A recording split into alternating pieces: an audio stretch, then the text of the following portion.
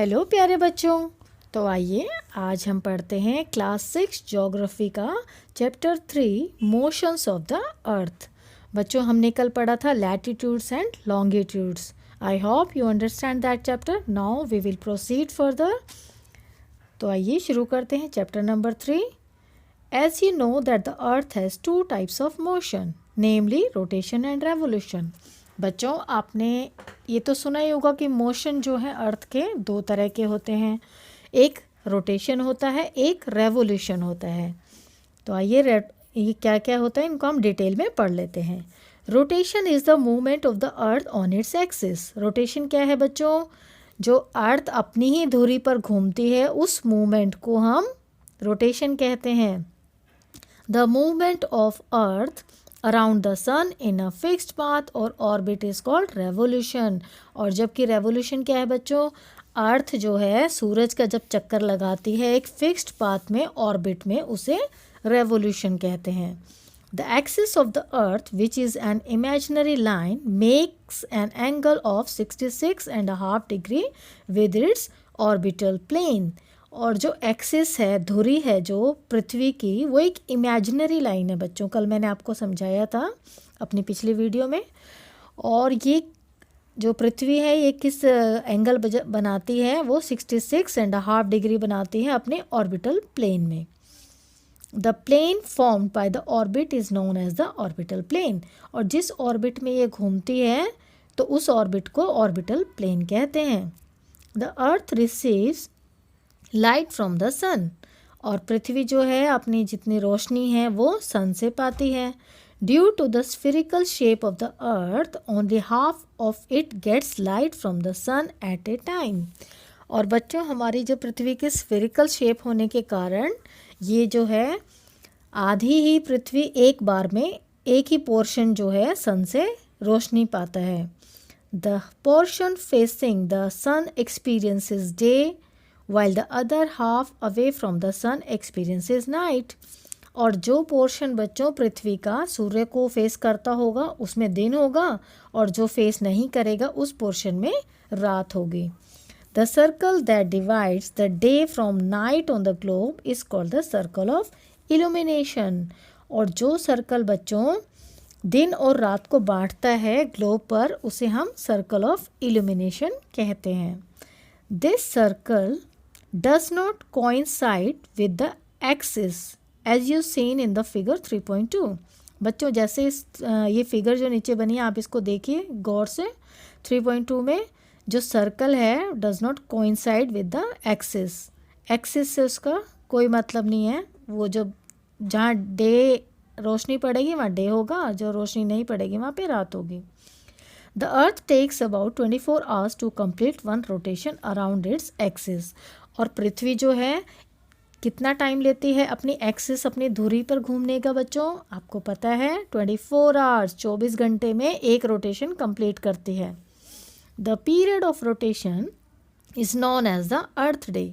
और जो रोटेशन का पीरियड है जो 24 घंटे में पृथ्वी पूरी करती है उस पीरियड को हम अर्थ डे कहते हैं। This is the daily motion of the अर्थ। और ये डेली ही करती है, जो डेली का मोशन है ये रोटेशन है। आप इन फिगर्स को देख सकते हैं ध्यान से। Now move to the next page. What would happen if the earth did not rotate. बच्चों क्या होगा अगर हमारी पृथ्वी नहीं रोटेट करेगी? The portion of the earth facing the sun would always experience day, thus bringing continuous warm to the region. अब बच्चों क्या होगा अगर हमारी पृथ्वी नहीं घूमेगी तो जिस साइड दिन है वहाँ पे दिन रहेगा और जिस साइड रात है वहाँ पे रात रहेगी। अब जहाँ पे दिन लाइट पड़ रही है, हीट पड़ रही है, वहाँ हमेशा गर्मी रहेगी। ठीक है। द अदर हाफ, और जहाँ पे सूरज की रोशनी नहीं पड़ रही है जो दूसरा हाफ है, वुड रिमेन इन डार्कनेस, वहाँ पे अंधेरा ही रहेगा। And be freezing cold all the time, और वहाँ पे हमेशा ठंड रहेगी। Life would not have been possible in such extreme conditions. और ऐसी एक्सट्रीम कंडीशंस में जीवन संभव नहीं होता। The second motion of the earth around the sun in its orbit is called revolution.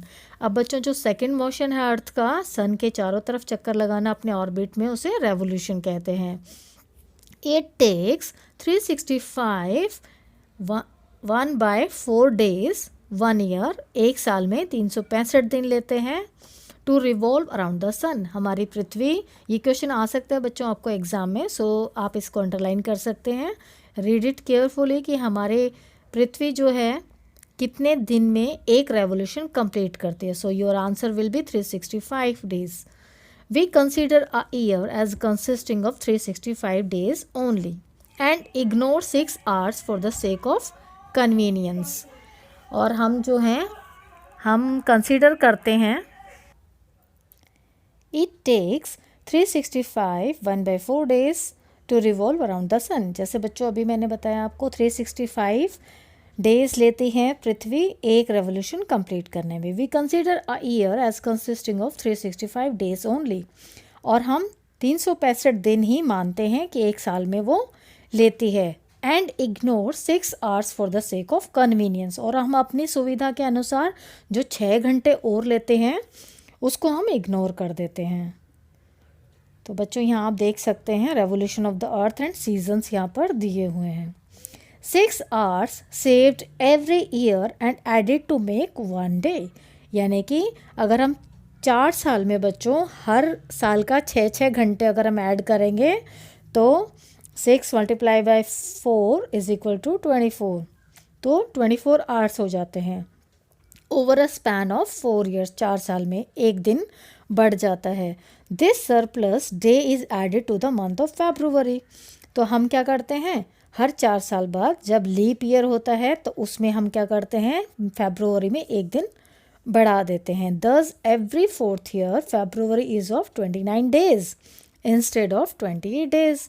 और बच्चों फेब्रुवरी जो होती है लीप ईयर में 29 डेज़ की होती है, बाकी जो 3 साल रहेंगे उसमें 28 डेज़ की होती है। Such a year with 366 days is called a leap year, और जिस साल में 366 डेज होते हैं उसे हम लीप ईयर कहते हैं।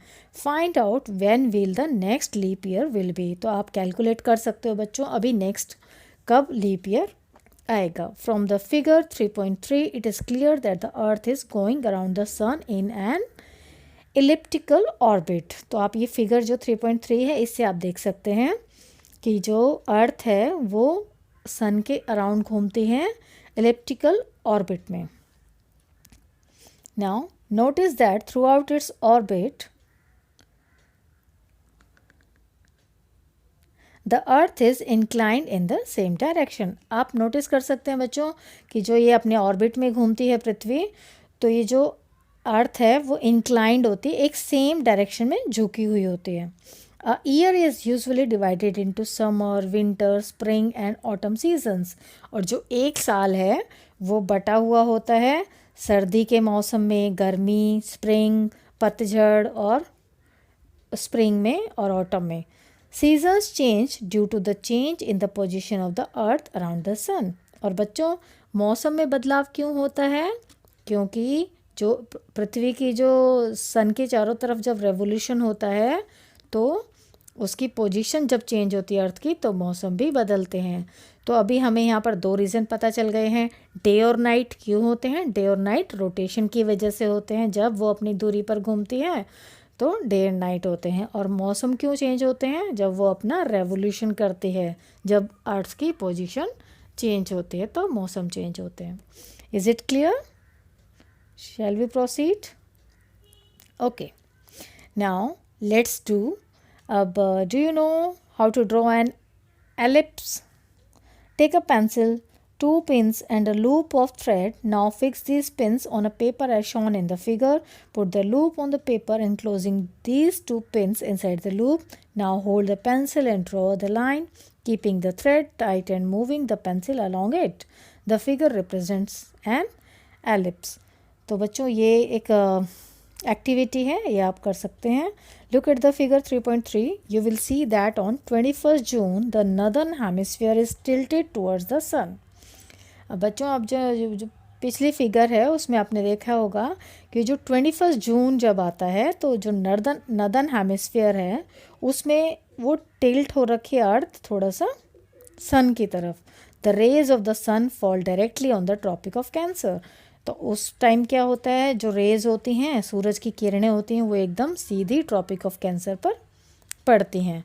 As a result these areas receive more heat, और उसका नतीजा क्या होता है कि ये एरियाज में बहुत ज़्यादा हीट पड़ती है। The areas near the poles receive less heat as the rays of the sun are slanting, और जो पोल्स की तरफ, जब पोल्स की तरफ बहुत कम, क्योंकि स्लैंटिंग होती है किरणें, इसलिए वहाँ पर कम हीट मिलती है पोल्स को। The North Pole is inclined towards the sun and the places beyond the Arctic Circle experience continuous day night for about 6 months। अब जो नॉर्थ पोल है वो इंक्लाइंड हो रखा है, झुका हुआ है सन की तरफ, इसीलिए द प्लेसेस बियॉन्ड, इसलिए आर्कटिक सर्कल के आसपास जो है वहाँ पे आप अनुभव कर सकते हैं लगातार डे लाइट का 6 महीने तक के लिए। Since a large portion of the northern hemisphere is getting light from the sun, it is summer in the regions north of the equator। जब नर्दर्न हेमिस्फीयर में एक लार्ज पोर्शन में जब वो लाइट मिलती है सन की, तो यहाँ पर समर होता है इस रीजन में, नॉर्थ में, इक्वेटर में। The longest day and the shortest night at these places occur on 21 जून, और 21 जून को बच्चों सबसे लंबा दिन होता है और सबसे छोटी रात होती है। At this time in the southern hemisphere all these conditions are reversed, लेकिन southern hemisphere में ये सभी जितने भी conditions हैं सब उल्टी हो जाती हैं। It is winter season here there, और यहाँ पर क्या होता है, ठंड का मौसम होता है। The nights are longer than the days, और यहाँ पर दिन छोटे होते हैं और रातें लंबी होती हैं। This position of the earth is called the summer solstice, तो इस पोजीशन को हम क्या बोलते हैं, summer solstice. On 22nd December the tropic of Capricorn receives direct rays of the sun as the south pole tilts towards it, और 22 दिसंबर को बच्चों क्या होता है कि जो ट्रॉपिक ऑफ कैप्रिकॉर्न है वो डायरेक्ट रेज उसे मिलती हैं सन से, उस साउथ पोल पे जो टिल्ट हो रखा है इसकी तरफ, इसलिए as the sun rays fall vertically at the tropic of Capricorn, और जो सन रेज होती हैं वर्टिकली ट्रॉपिक ऑफ कैप्रिकॉर्न पर पड़ती हैं। A large portion of the southern hemisphere gets light, इसीलिए जो सदर्न हेमिस्फीयर का लार्ज पोर्शन है उसे रोशनी मिलती है, हीट एंड लाइट मिलती है सन से। Therefore it is summer in the southern hemisphere with longer days and shorter nights, इसीलिए बच्चों सदर्न हेमिस्फीयर में लंबे दिन होते हैं और छोटी रातें होती हैं। The reverse happens in the northern hemisphere, तो ऐसे ही नदर्न हेमिस्फीयर में इसका उल्टा होता है। The reverse happens to the okay this position of the earth is called the winter solstice, इसलिए ये पोजीशन जो है अर्थ की इसको विंटर सोलिस्टाइस कह सकते हैं। Do you know that Christmas is celebrated in Australia in the summer season. बच्चों आपने एक्सपीरियंस किया होगा, आप इंडिया में जब हम क्रिसमस सेलिब्रेट करते हैं उस टाइम बहुत ठंड होती है, 25 दिसंबर होती है और ठंड होती है, लेकिन उसी टाइम में 25 दिसंबर में ऑस्ट्रेलिया में गर्मी का सीज़न होता है बच्चों। On 21 March and September 23 direct rays of the sun fall on the equator. अब 21 मार्च और 23 सितंबर को क्या होता है, डायरेक्ट रेज होती हैं सन की, वो इक्वेटर पर पड़ती हैं। As at this position neither of the poles is tilted towards the sun, तो इस पोजीशन में क्या होता है, कोई भी पोल जो है सूरज की तरफ टिल्ट नहीं होता है। So the whole earth experience equal days and equal nights, इसलिए पूरी पृथ्वी पर इन दोनों दिनों पर दिन और रात एक समान होते हैं। This is called an equinox, और इसी को हम इक्विनॉक्स कह सकते हैं। तो बच्चों इसी पर बेस्ड पर एक क्वेश्चन आ सकता है, what is equinox. Now next, on 23rd September, it is autumn season in the northern hemisphere, और 23 सितंबर को क्या है, ऑटम सीज़न होता है नदर्न हेमिस्फीयर में, and spring season in the southern hemisphere, और सदर्न हेमिस्फीयर में स्प्रिंग सीज़न होता है। The opposite is the case on 21 मार्च, और इसका उल्टा क्या होता है, 21 मार्च को इसका उल्टा होता है, when it is spring in the northern hemisphere and autumn in the southern hemisphere. और 21 मार्च को क्या होता है, नदर्न हेमिस्फीयर में स्प्रिंग होता है और सदर्न हेमिस्फीयर में ऑटम सीजन होता है। दस you find that there are days and nights and changes in the seasons because of the rotation and revolution of the earth respectively. इसीलिए बच्चों, जैसे मैंने अभी थोड़ी देर पहले आपको बताया था कि दिन और रात रोटेशन की वजह से होते हैं, जबकि मौसम में बदलाव रेवोल्यूशन की वजह से होते हैं। ठीक है बच्चों, क्लियर, अंडरस्टूड? तो अभी आप इसको और प्रिसाइजली जानने के लिए जो ऊपर ये पूरा revolution of the earth and seasons दिया है, इसको आप माइन्यूटली रीड कर सकते हैं। You can take also screenshot and you can go through this diagram. Thank you बच्चों, थैंक यू फॉर वॉचिंग।